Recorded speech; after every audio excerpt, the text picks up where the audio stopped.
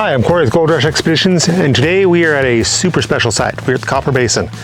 We are surrounded on all our little sides by wilderness. This spot is cherry stemmed in. It's been noted by USGS as a massive copper deposit. USGS even had to acknowledge that there's at least 17,000 tons of high-grade copper ore here. When I say high-grade, I believe they were in the 6 and 7% on copper, and there's gold in it as well. It's amazing, as you're going to see. We're looking at buildings with thousands and thousands of bags of samples in them. The cubbies are full of core sample bags. Just insane. The only other site that I've seen with samples in even remotely this quantity is the Midwest. So I think this was probably some sort of workshop. It's hard to tell. It started to disintegrate, just get aged over time. We have a little building here. It says danger. It looks like there's some broken electrical equipment in here.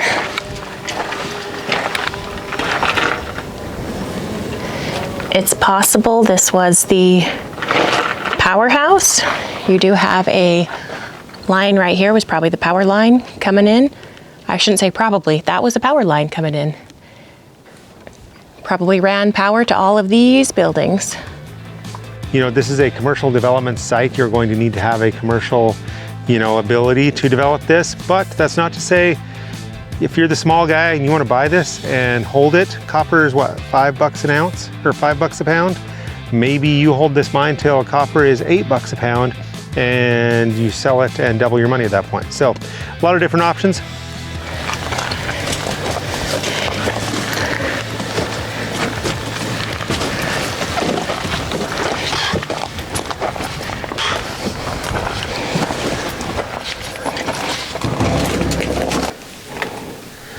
Legitimately, but there's nothing really good in here.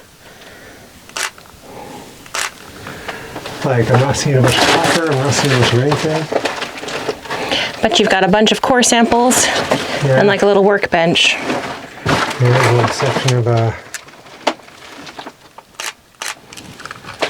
pyrites. The walls are super loose, super shaky. So, yeah, scooter butts. This is just some typical ore that we're seeing around the site. Lots of copper,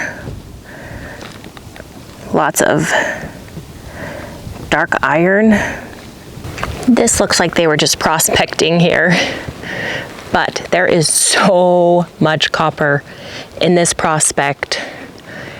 Unfortunately, with the time of day, I'm not sure you're going to be able to see the color as well as I can, but I want to see if we can just give you some reference.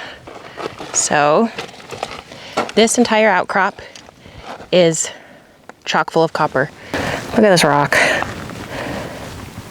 Full of copper.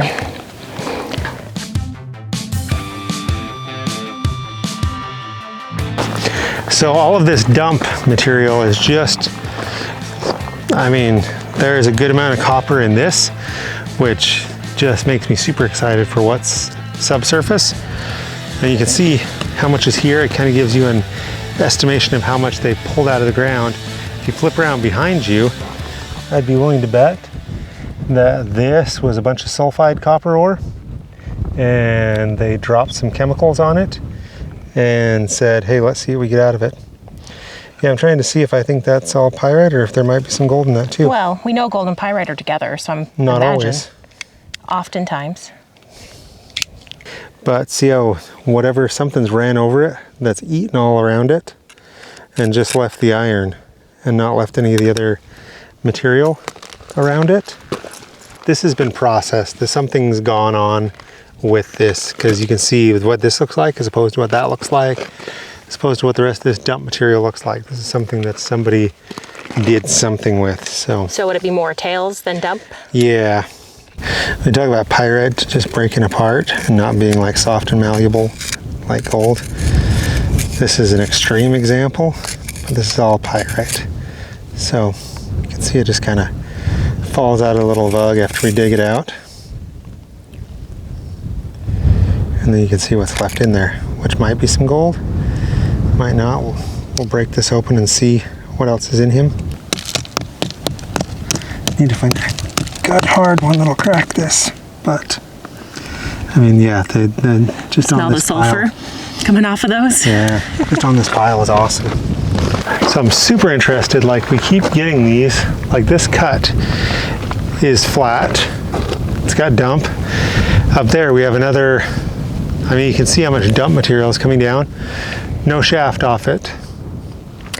I personally think, so this has such a long history, I think that these were somebody starting to open pit mine the site, because there's no historic shafts here or anything, but there's obviously been some work done. So like just big dozer cuts and then just bringing it into sample? I think so.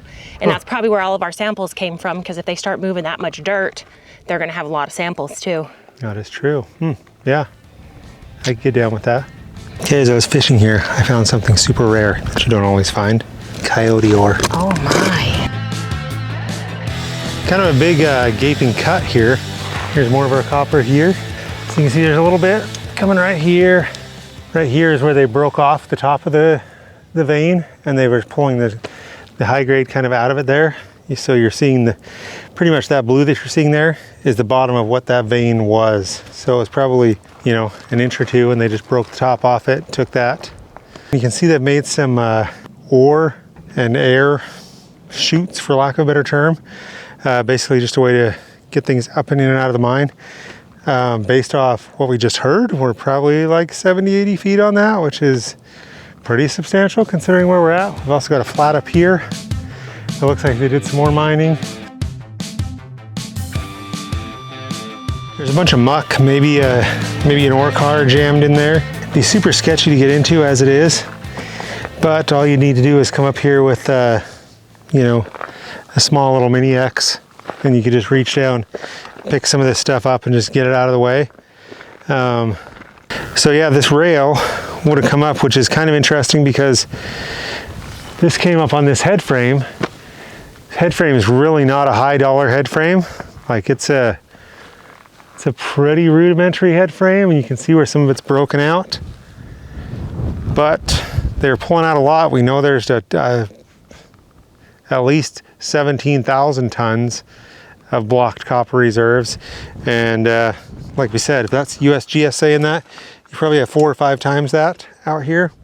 Pretty monstrous. You can see a couple of bent pieces here, which almost tells me that this is not any sort of natural erosion or anything, because you can see how nice it's cribbed in the top, but almost like maybe in the 40s.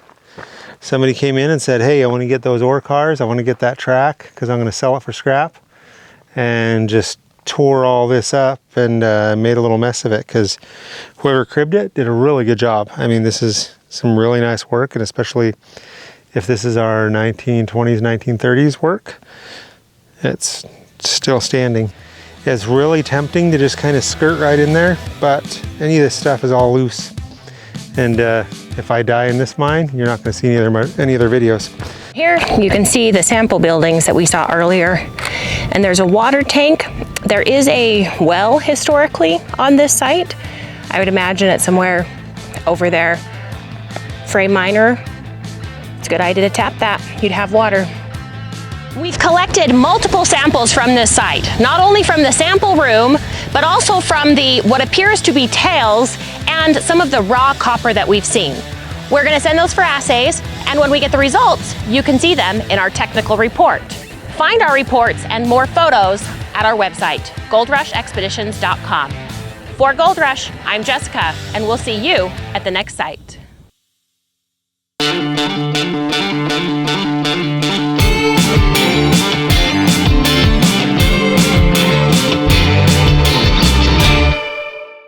Check, check, check.